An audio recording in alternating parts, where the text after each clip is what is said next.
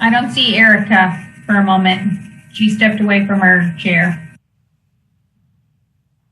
Can you not see everyone, Frank? Yeah, I see everybody. Mm-hmm. Okay, great. I see her, so go ahead. Good afternoon. I call this meeting of the School Board of Palm Beach County to order at 3:01 p.m. on April 29, 2020. Today we will have two meetings. We will start with a policy workshop, then immediately following will be our regular board meeting. These meetings will be conducted using Google Meet technology for board members and staff who are participating live. Viewers and listeners can access this meeting by watching on Comcast channel 235 or by using the YouTube link on our webpage at palmbeachschools.org. The General Counsel's Office has asked me to also make the public aware that we are also offering a listening only option by calling 561-357-5900 or toll free at 1-866-930-7015. When you call those numbers, you'll have to enter an ID for the meeting. That ID number is 1-561-880-1124, followed by the pound sign.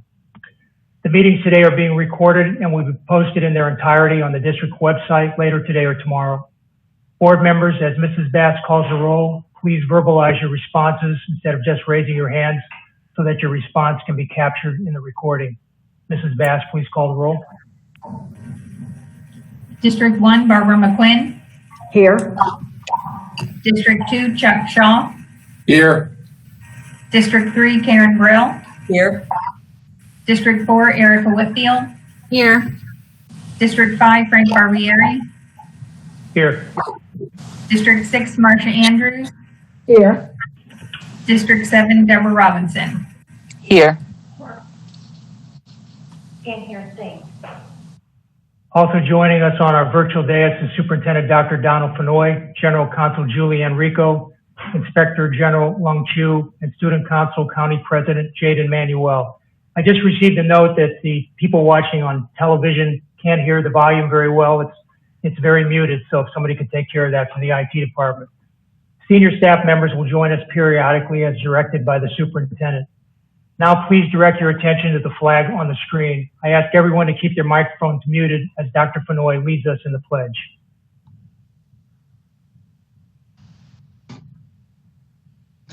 I pledge allegiance to the flag of the United States of America and to the republic for which it stands, one nation, under God, indivisible, with liberty and justice for all.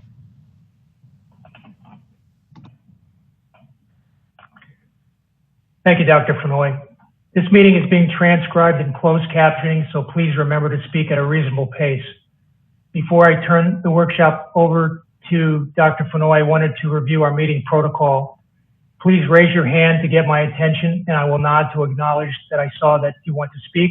I will recognize you in the order that I see your hands. And please keep your microphones muted if you're not speaking to eliminate audio feedback. If you need to step away from the meeting for a moment, please turn off your camera so that we know that you've left, but you can still hear us. Dr. Fenoy, before I turn the workshop over to you, since I was interrupted by that message, I'm not sure that I said also joining us on the dais is Superintendent Dr. Donald Fenoy, General Counsel Julie Enrico, Inspector General Lung Chu, and Student Council County President Jaden Manuel. Dr. Fenoy, it's all yours. Yes, sir. At this time, we'll have Bruce Harris come forward to review the legal policies workshop. Thank you. Thank you, Dr. Fenoy and board members.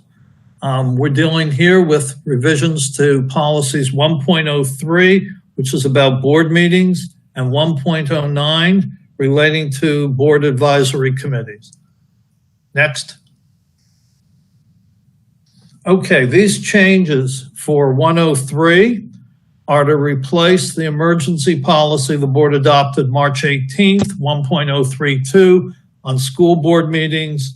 It allows the board to conduct virtual meetings for current and future lawfully declared emergencies when the law allows virtual meetings for local government bodies. Under those circumstances, the following provisions within policy 103 and any other board policy would be superseded. Next. 1, a quorum of the board being required to be physically present to conduct business and vote. 2, the physical location of the meeting for the public to attend. And 3, the method of conducting public comment. Note that non-exempt meetings must still meet other sunshine law requirements, including accepting public comment, and meeting notices must state how the public can access a virtual meeting and make comments. Next.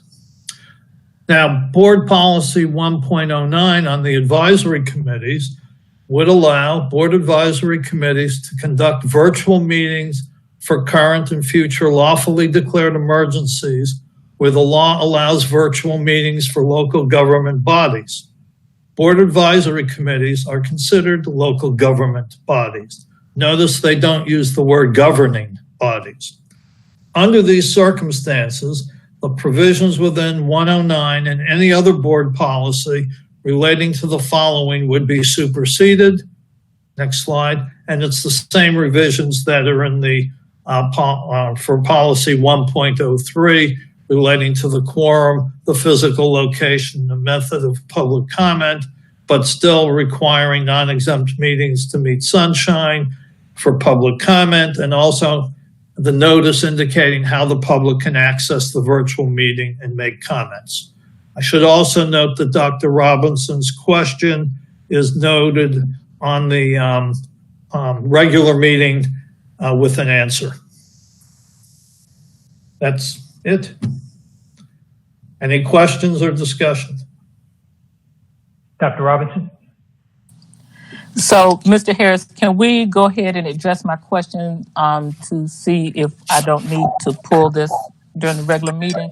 So my question essentially is, what is a, what was it, lawfully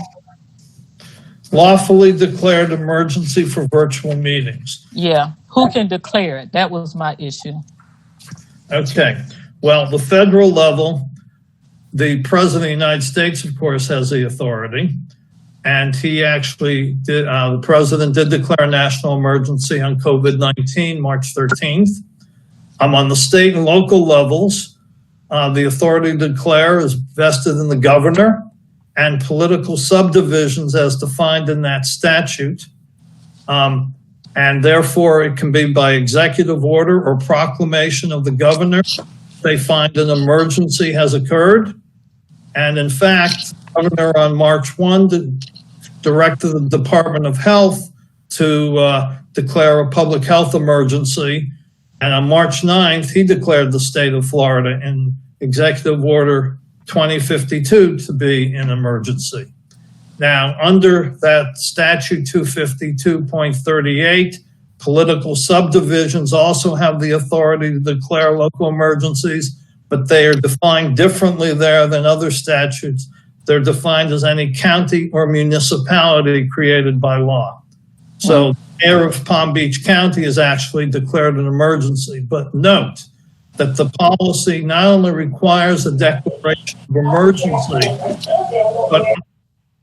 but also requires that the person has authority to either lawfully suspend the state of emergency, which would be the governor, or the legislature changes the law. So you need two prongs in order to have the virtual meeting because we can't authorize a virtual meeting. It has to be authorized either by legislation or the governor. Thank you. I hope that answers your question. It does. Thank you. Sure. Any other questions, board members?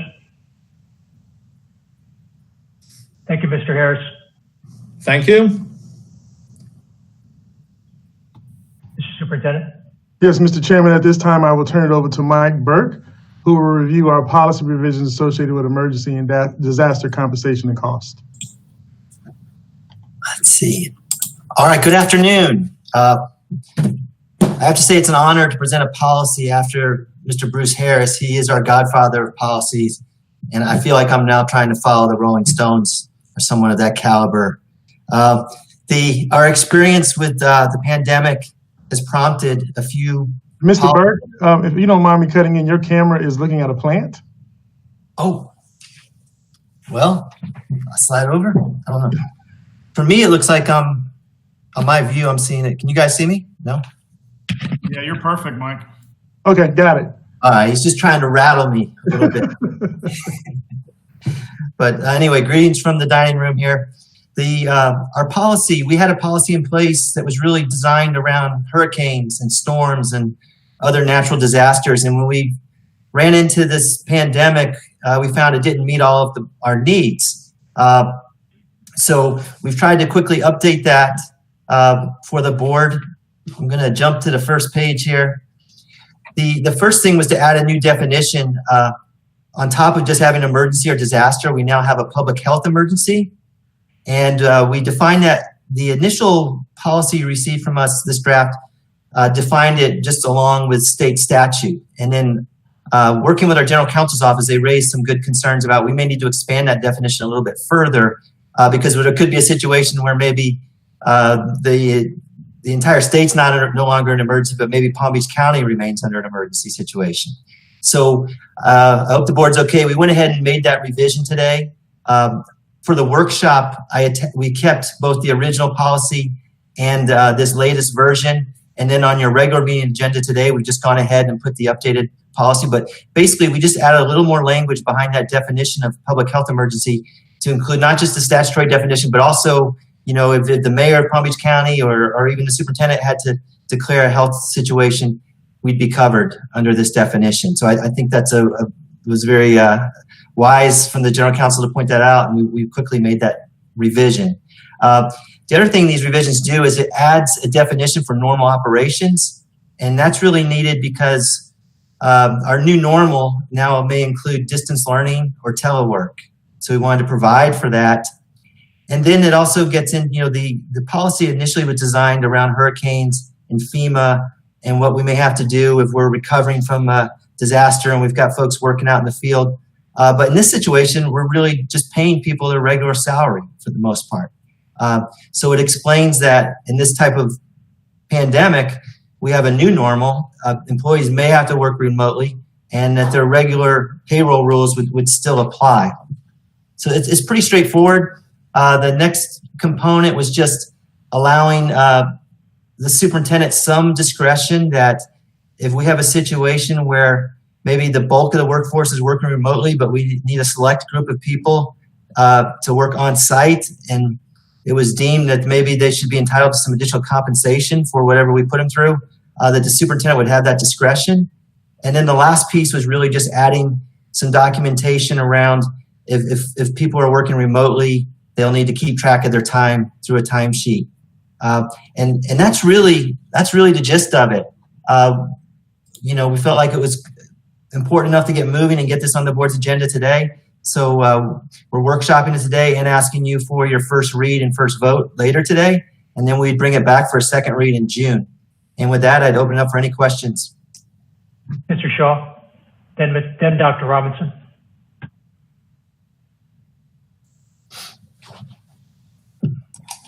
Thank you. Mr. Burke, how would, on the timekeeping that employees would have, how would that be audited if the state wanted to do this through their auditing process? What is the documentation that would actually be on file? Yes. So with the current situation, employees were, there was a Google Sheet document created that was kind of a standard template that was widely distributed. Other there may be different variations of that form, but we're asking all supervisors to keep timesheets, employees to keep their timesheets, keep those records, in the case there's the need of an audit. And this one, I think there'll be some opportunity to refine that process for future events. This one, came upon us pretty quickly. So we did create timesheets, and there was a template that was shared. I know there's been some deviations, but it's mainly just keeping track of the hours worked and the type of work that was done, and day by day, each day of the week. And the supervisors are, making sure they're satisfied with keeping tabs on their employees. Dr. Robinson? Thank you. Mr. Burke, would you go back to maybe one prior slide, maybe? Okay. See, that first paragraph in my head is in conflict with what Mr. Harris just told us, or as determined by the school board upon recommendation of the superintendent. I'm still stuck on the lawful authority. General Counsel? Thank you. If I may explain the distinction. So in the previous policy about virtual meetings, what we're doing is changing the procedure to allow virtual meetings that is required otherwise by statute in the Sunshine Law. That's why there's two prongs. One is the emergency and two is the executive order. So we would need an executive order from the governor or some other authorized agency that could lawfully change the law. Okay, so a governor's executive order changes the law.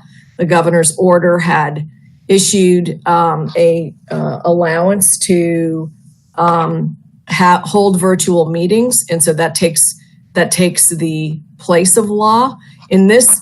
And so what we're doing in that policy was conforming our policy to allow that. In this instance, there is no law that we're overriding. We're creating our own policy that would trigger this continuous operations during a pandemic. Go ahead, Dr. Robinson. Thank you. So public health emergency is defined in the statute. And so you're saying that the school board, upon recommendation of the superintendent, as long as we are referring to this statute, could, in theory, proclaim a public health emergency.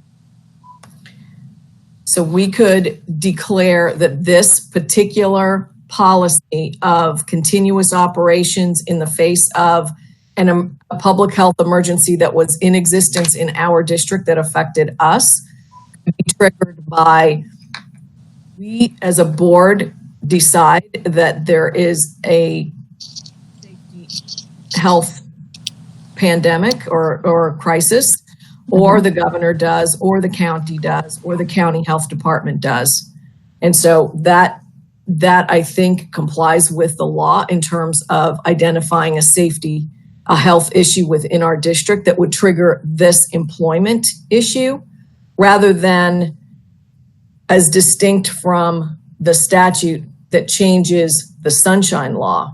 We're not changing statute here in this particular policy. Do you have a follow-up, Dr. Robinson? I'm not going to belabor the point here. I think I'll have a sidebar at a later time. Mrs. Andrews? Thank you. My question is on bullet number 3, differentiate compensation and reporting of time during an emergency disaster when normal operations cease versus continue. Have we ever done this before, i.e. with major hurricanes? And do we have a guideline anywhere as it relates to the compensation and reporting of time? So, yes, I mean, we've utilized this policy in the past for hurricane recovery efforts. That policy was geared so that we'd be eligible for FEMA reimbursement. It provided some additional compensation for the people that were maybe called out into the field of work while the rest of the workforce maybe, we would, during a hurricane, we typically kind of shut down, and really people are not working remotely or teleworking. They're kind of hunkered down, riding out the storm and waiting for us to recover. And then we would have select staff that we would deem essential for the recovery, and we would pay them above and beyond their regular earnings. These policy revisions allow us to kind of go to a new normal where we may have employees working from home. We may have some employees that we need to work at their office. We may have some employees that have to be spread out, socially distant, but continue to work. And it really just allows us to pay them their normal earnings and without any additional pay. And then it really kind of reserves that right if the superintendent feels it's needed, that there could be some additional compensation. Like if we felt like X group of employees was really going above and beyond or something, it does provide that allowance. But really what we're doing right now is basically paying everyone their normal pay. There's been some additional compensation for our food service workers who are out there with the community feeding effort. So we have done some additional compensation in the way of a bonus for them. And we did that under the superintendent's emergency authority. This would allow that within the board's policy. The timekeeping, just, be real honest, we are keeping time. We have timesheets that are being used. It's not a sophisticated process. It's Google Sheets, which are automatically stored and saved, so we have access to them. That is something I want to work on going forward. As telework becomes more of a, maybe potentially more ingrained in what's expected of us, I think there may be some opportunities to utilize additional technology, where people could clock in and clock out and maybe, give us a workaround where those timesheets, we wouldn't be so dependent on kind of manual timesheets. And I hope I'm answering your question, Mrs. Andrews. If I left something out, please remind me. Good. That's good. All right, board members, any other questions? Mr. Burke, I have a question. Maybe this is for the general counsel or the superintendent. Some time ago, we had a hurricane that looked like it was headed for the northern part of the county. I don't remember what year it was. It was like 3 in a row. They all missed north part of Palm Beach County. They hit up farther up towards Stewart and beyond. We should probably be looking at some kind of policy that deals with that, because the question back then was, if it hits North County and wipes out a half a dozen schools that have to be rebuilt, for example, if a Cat 4 or 5 hit, we need some policy in place that would allow the superintendent to close down part of the district without the rest of the district. And that's going to, I know, involve the contracts with the different employee groups, because some employees will have to work and others won't be able to even do distance learning at that point if their homes have been destroyed or there's no power or whatever in their areas where they live. So we should probably be taking a look at that one too. I mean, it's probably too late for hurricane season this year, but we should probably get something in the works so that we have some policy in place to govern that situation. I agree with you, Mr. Chairman. So we're working on right now just sort of the operational realities associated with a hurricane and COVID-19. We have discussed potential bringing policy to the board. We're not there yet, to your point, because I think we still have to figure out what school looks like with distance learning first. So, and even the policies associated with our responsibility with sheltering and all of those things. So if we find so I agree with you. We just need to figure out what that all looks like. All right, thank you. Any other questions, board members? All right, Mr. Superintendent, next. Mr. Chairman, that concludes the workshop from our end. All right, board members have nothing else. We need a motion to adjourn the board meeting, the workshop. Motion by Mr. Shaw, second by Mrs. Andrews, or I'm sorry, Mrs. Brill. Any discussion? All in favor? Hands? 1, 2, 3, 4, 5, 6, 7. Opposed, 0. Motion carries. Meeting is adjourned. Does anybody want to take a 5-minute break, or are we ready to move on to the next meeting? Okay, let's move on. So if you want to